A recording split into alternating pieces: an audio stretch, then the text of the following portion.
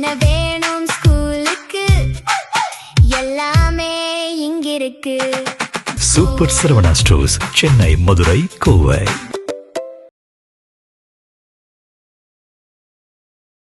சர்வதேச சந்தையில் நிலவும் குழப்பமான சூழலை கையாள்வதற்காக பிரதமர் இந்த வேண்டுகோளை விடுத்திருக்கிறார். தேவையில்லாத வெளிநாட்டு பயணங்களை மேற்கொள்ள வேண்டாம். இதற்கு இடையேதான் அமெரிக்க டாலருக்கு நிகராக இருக்கிற இந்திய ரூபாய் மதிப்பு வரலாறு காணாத வகையில வீழ்ச்சியடைந்திருக்கிறது. ரூபாய் மதிப்பு சரிந்து நாட்டின் பொருளாதாரம் அகல பாதாளத்தில் சென்று கொண்டிருக்கிறது. இது பற்றி விரிவாக பார்க்கலாம் இந்த செய்தி தொகுப்பில்.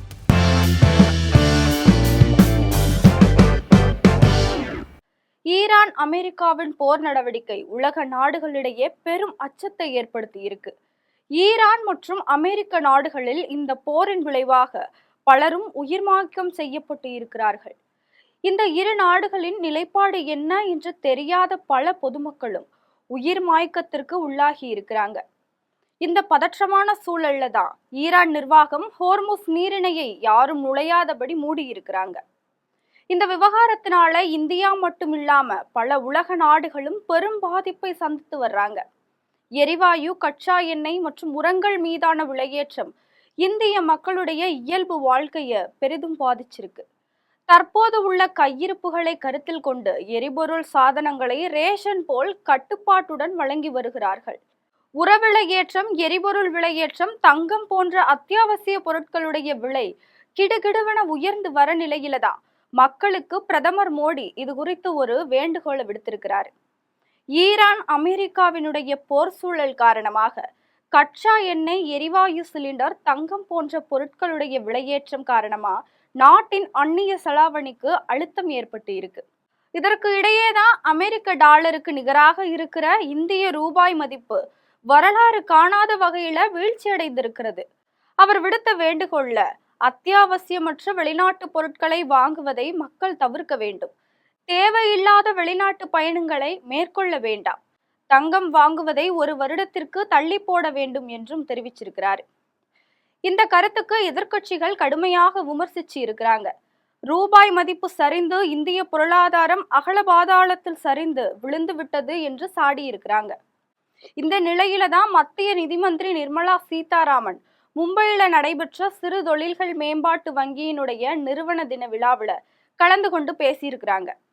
அந்நிய செலாவணியை சேமிக்குமாறு பிரதமர் நரேந்திர மோடி விடுத்த வேண்டுகோள் முக்கியமானதுதான். சர்வதேச சந்தையில ஏற்பட்டு இருக்கிற குழப்பத்தை கையாள்வதற்காகவே பிரதமர் மோடி இந்த வேண்டுகோளை நமக்கு விடுத்திருக்கிறார். இதன் மூலம் இந்தியாவினுடைய அந்நிய செலாவணியை சேமித்து ரூபாய் பலத்தை பாதுகாத்து இந்திய பொருளாதாரத்தை இன்னும் வலுவாக வைத்திருக்க முடியும் என்று நிர்மலா சீதாராமன் தெளிவுபடுத்தி இருக்கிறாங்க. உள்நாட்டு சந்தைகள்ல உருவாகிற நுகர்வு நமது பொருளாதார வளர்ச்சியை தக்க வைக்க உதவுகிறது. தற்போதும் கூட இதுவே உலகில் மிக வேகமாக வளர்ச்சியாக உள்ளது.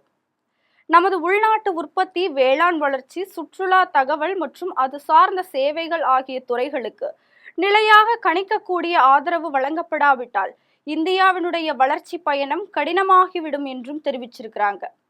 இது போன்ற அரசியல் தகவல்களுக்கு இணைந்திருங்கள் ஜெம் தொலைக்காட்சியோடு.